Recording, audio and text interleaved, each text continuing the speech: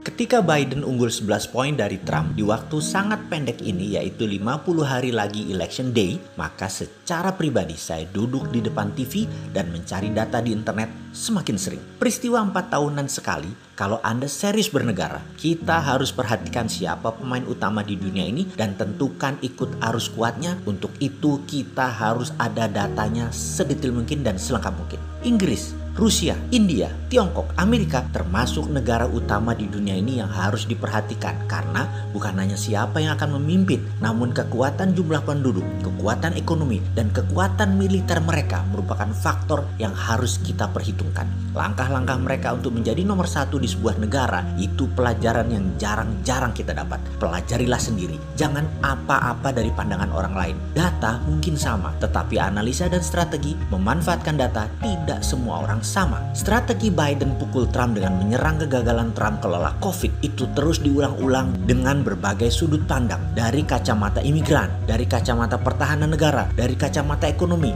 dari kacamata minoritas, dari kacamata keamanan yang semuanya merugikan Trump diserang terus. Ada hal yang menarik dari strategi Trump yang menurut saya dia sangat ambisius dan kerja keras untuk menang adalah perjuangannya sampai detik terakhir. Dia fighter walaupun kalah nanti, namun banyak pelajaran yang bisa kita ambil dalam strateginya dan perjuangannya. Dia di posisi underdog saat ini, diserang dengan isu COVID, rasisme, hatred atau kebencian, white supremacy, melecehkan wanita, dan banyak lagi kelemahan Trump. Semua diungkit dan diulang-ulang, sama persis seperti tahun 2016. Dia menggunakan strategi rope a dope. Ini istilah tinju sebenarnya. Kalimat hati-hati ini berkali-kali diingatkan agar hati-hati mengeluarkan manufaktur data polling atau menggiring persepsi pakai polling yang sudah direkayasa datanya. Controlized result polling. Kalimat itu keluar dari ketua tim pemenangan Hillary Clinton, Larry Nichols. Mereka, tim pemenangan Partai Demokrat, merekayasa polling di seluruh mainstream media sampai detik-detik terakhir.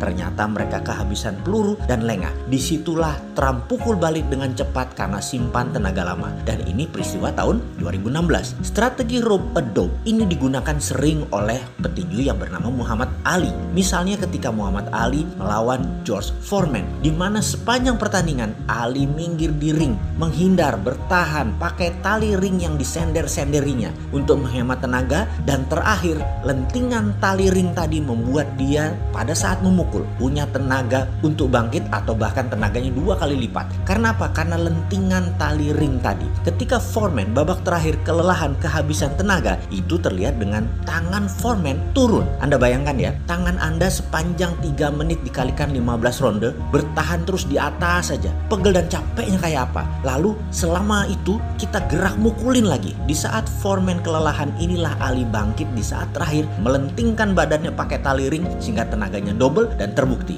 Foreman KO. Trump lakukan itu di tahun 2016 dan kali ini dia pasti akan lakukan lagi. Agaknya lupa itu Partai Demokrat dan tim Biden akan keterampilan seorang dealmaker seperti Trump bermain di tali ring. Saya secara pribadi tidak suka karakter Trump memimpin Amerika, namun idenya akan nasionalisme, patriotisme, America first menarik minat saya. Indonesia butuh banget atau anti globalis atau deglobalisasi, termasuk anti dolar, anti asing menguasai bumi Nusantara, mengutamakan rakyat bawah bottom of pyramid, pro swasta kelas bawah tanpa menspesialkan swasta elitis atau BUMN, pro life anti perusak lingkungan. Jadi apapun yang terjadi di Amerika kita waspadai. Mau Biden kek, mau Trump kek nanti yang jadi, Amerika tetap Amerika dalam foreign policy-nya. Xi Jinping atau bukan, Tiongkok adalah Tiongkok dalam foreign policy adalah sama. Mereka punya nation interest masing-masing, Amerika dan Tiongkok itu. Dan negara itu keduanya sangat ofensif. Amerika tidak pernah ubah kebijakan luar negerinya hampir 100 tahun, yaitu